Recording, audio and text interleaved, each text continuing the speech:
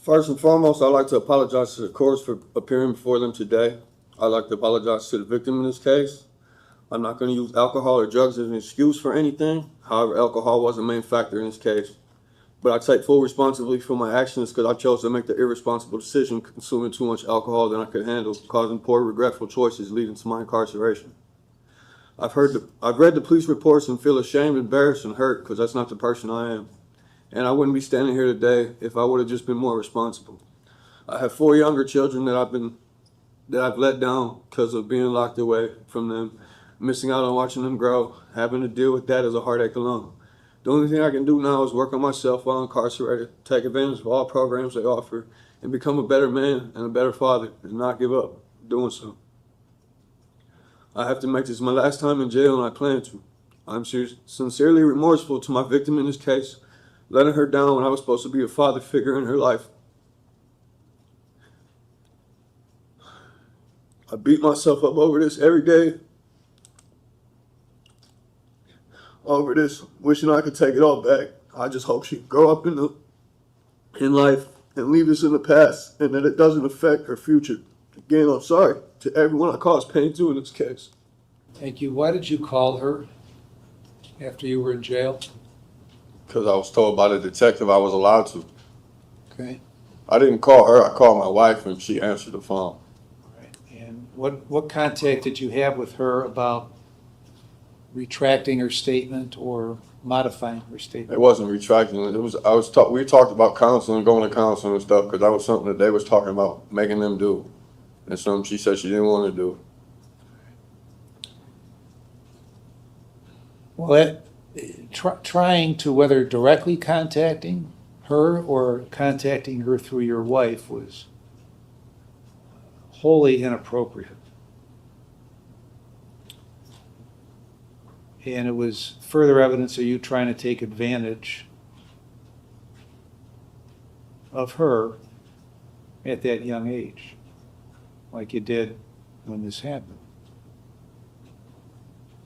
Now she asked the detective if she could have contact with me when this case was all started.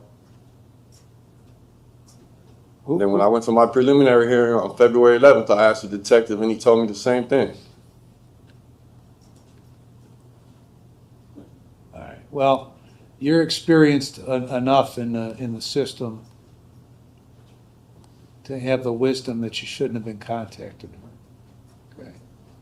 In talking to her, having about anything having to do with this case. So, you've in your statement you say you apologize to her,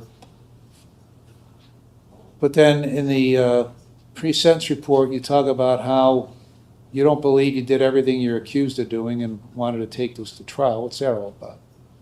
I don't remember exactly what I said, Your Honor, but what I was saying was I don't have recollection of what happened the night of, so I wasn't admitting to, I don't know what happened.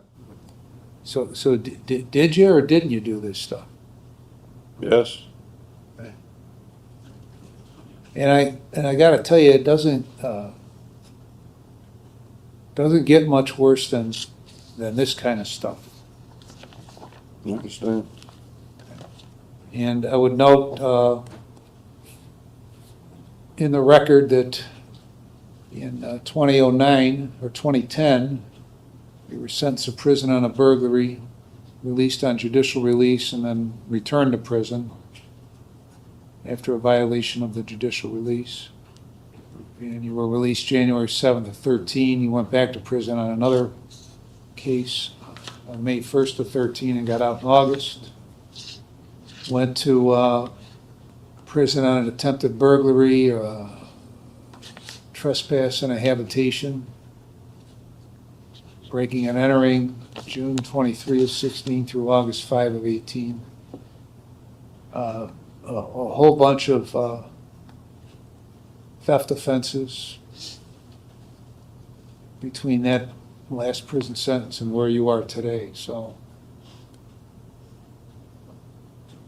you've had a lifetime of criminal activity, but none worse than what has occurred here. So I've reviewed the pre-sentence report and a victim impact statement. I've considered what you have said, what counsel has said. And I've also considered that they've made a joint recommendation of 96 months in prison.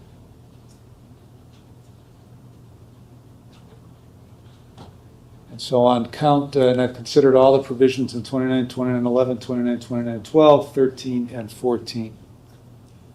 In consideration of all that, on count 5, I'm going to sentence you to a term of 60 months.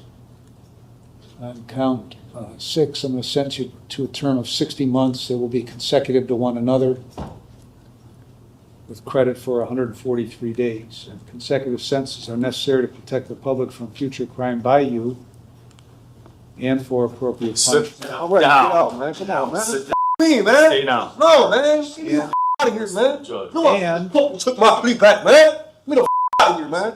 Get me out of here. Get me out of here, man. Get me out of here, man. Almost done, Judge. Get me the out of here. And they No, man. Get me out of here. Get consecutive. me out of here, man. What the please, nigga? Get me the out of here. Man, get me the out of here, Let me get my leg. Let me Get me out of here, man. just take him into the chair. Okay, put me in the chair. Give me the water. All right. Give me the water. Just me on your visiting list Alright. for jail and All prison. right, man. Stop touching me, man. Well, I'm not doing this, man. I'm not doing Go. I'm not doing